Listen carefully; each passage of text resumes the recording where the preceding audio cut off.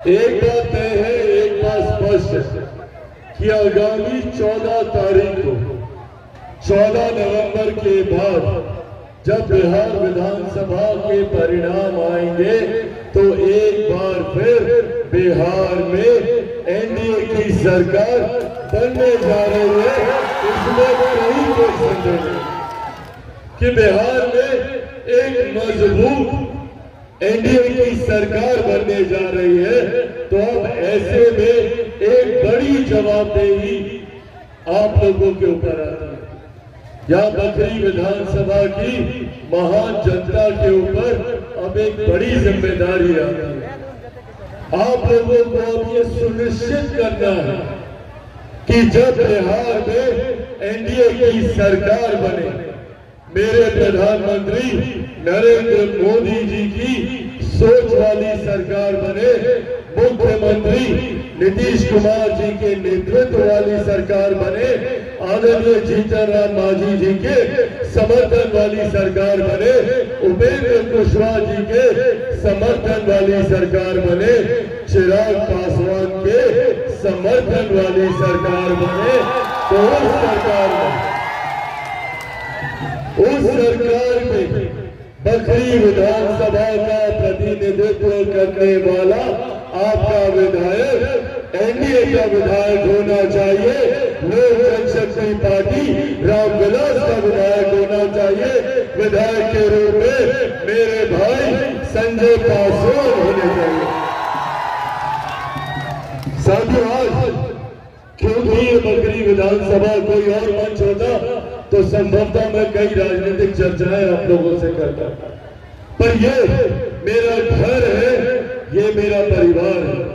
मेरे नेता ने इसको अपनी घर भूमि से ज्यादा अपनी जन्मभूमि समझकर यहाँ पे कार्य करने का उम्र भर उन्होंने प्रयास किया। ऐसे में इस मंच पे जितने सम्मानित नेता मौजूद हैं, भले ही किसी भी दल के किसी भी दल से आते हैं, कालखंड के किसी न किसी समय में इन सब ने मेरे नेता, मेरे पिता आदरणीय रामविलास पासवान जी के हाथों को मजबूत करने का काम किया, उनके विचारों को मजबूत करने का काम किया। और इसीलिए ये बड़ी जिम्मेदारी मेरे कंधों पर भी थी कि जब बखरी विधानसभा लोक जनशक्ति पार्टी रामविलास के खाते में, ये बड़ी जिम्मेदारी मेरे ऊपर भी थी कि जब बखरी विधानसभा की बात आती है तो मेरे लिए ये फैसला लेना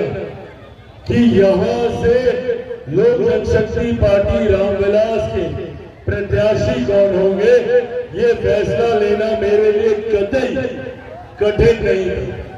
मैंने शुरू से सोच रखा था कि अगर मेरे परिवार की कोई सीट होगी जहां से मेरी भावनाएं, मेरे पिता की यादें जुड़ी होंगी, उस सीट से अगर किसी प्रत्याशी को चुनाव लड़ाना होगा तो मैं अपने परिवार के सदस्य को चुनाव लड़ाऊंगा, अपने भाई जिन पर सबसे ज्यादा मैं विश्वास रखता हूं संजय पासवान जी को यहां से चुनाव लड़ाऊंगा।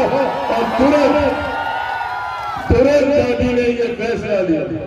साथियों, संजय जी का परिचय सिर्फ मेरी पार्टी के प्रधान महासचिव के तौर पर ही नहीं, इनका परिचय मेरे भाई, मेरे साथी, मेरे सहयोगी, मेरे दुख सुख में मेरे साथ देने वाले, मेरे सबसे विश्वासी साथियों में इनका परिचय है।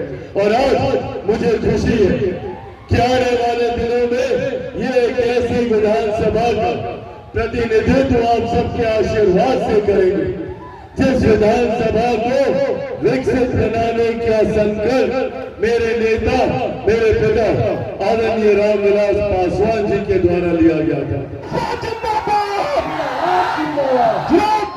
जिंदाबाद, रामविलास पासवान अमर रहे, अमर रहे। सभी गरीब कल्याण की योजनाओं के माध्यम से इस बात को सुनिश्चित करें कि जात पात धर्म मजहब से उठकर हम लोग विकास की राह पर आगे बढ़े।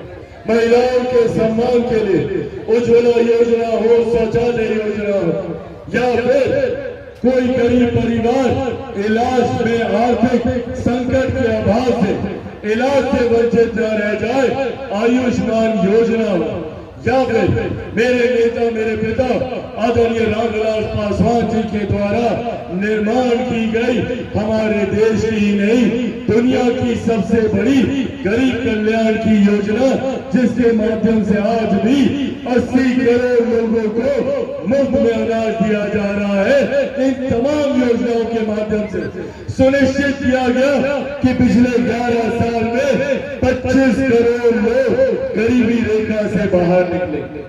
आज भी एक बड़ी आबादी गरीबी रेखा से बाहर निकलने की दहलीज पर है।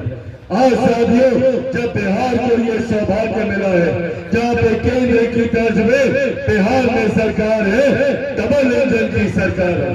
आपने पिछले 1 साल में देखा मेरे प्रधानमंत्री तीसरी बार प्रधानमंत्री बनने के बाद 12 बार बिहार आए।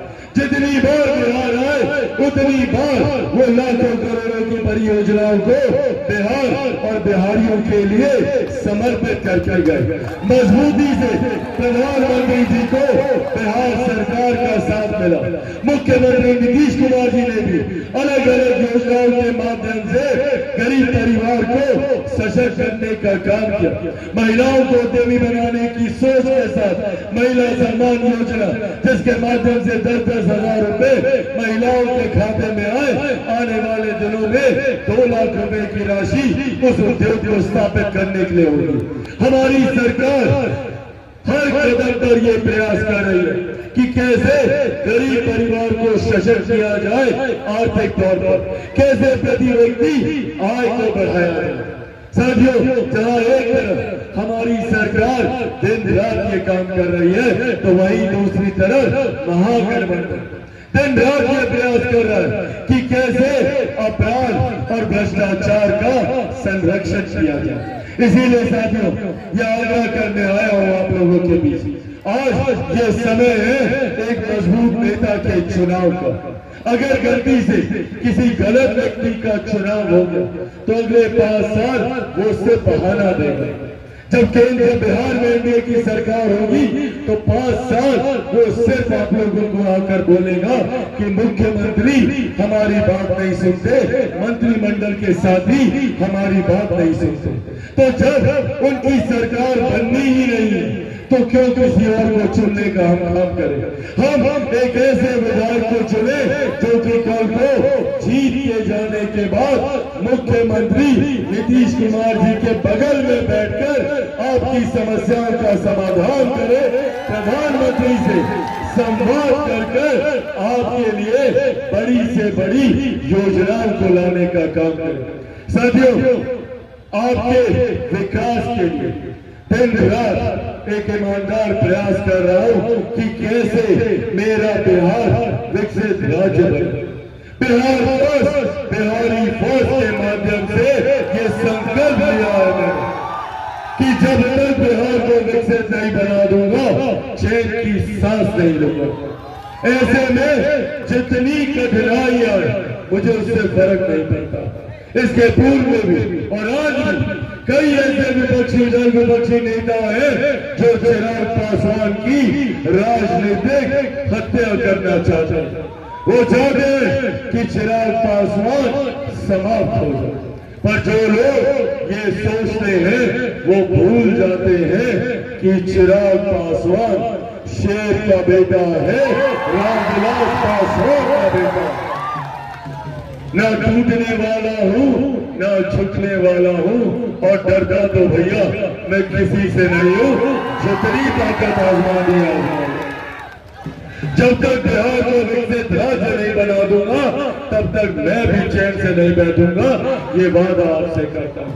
पर मेरे इस संकल्प को पूरा करने में अकेला चिराग पासवान कुछ नहीं कर सकता। चिराग पासवान को जरूरत है मेरे मजबूत साथियों की, मेरे मजबूत सिपाहियों की। जब संजय पासवान जी बकरी विधानसभा के विधायक बनकर बिहार की विधानसभा में जाएंगे तो मुझे और मजबूती मिलेगी बिहार फर्स्ट, बिहारी फर्स्ट को धरातल पर उतारने के लिए। इसीलिए साथियों, अब ये जिम्मेदारी आपके ऊपर है कि आप लोगों को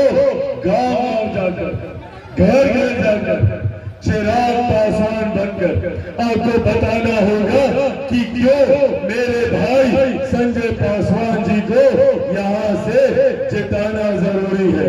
बोलिए, मेरा ये संदेश पहुंचाएंगे घर घर तक? बनेंगे चिराग पासवान? ऐसे नहीं, दोनों हाथ उठाकर वादा कीजिए, बनेंगे चिराग पासवान, बनेंगे चिराग पासवान, बनेंगे चिराग पासवान। कौन सा छाप पर बटन दबाइएगा? हेलीकॉप्टर छाप अभी उड़ता हुआ लेकर आए हम, अपना सिंबल बदले नहीं है, यहीं पर है। उसी हेलीकॉप्टर छाप पर बटन दबाकर आप सबको अपना आशीर्वाद देना है। तो अब अगर आप सबका आशीर्वाद हो तो संजय जी को विजय की माला पहना दी जाए। तो एक बार जोरदार ताली बजाकर आप लोगों का आशीर्वाद दें। साथियों, सम्मानित नेतागण और मौजूद यहाँ पे आदरणीय बुजुर्गों, माताओं, बहनों, मेरे तमाम नौजवान युवा साथियों, एक बार फिर से यहाँ आने के लिए, अपना आशीर्वाद देने के लिए बहुत बहुत धन्यवाद। जय हिंद, जय बिहार।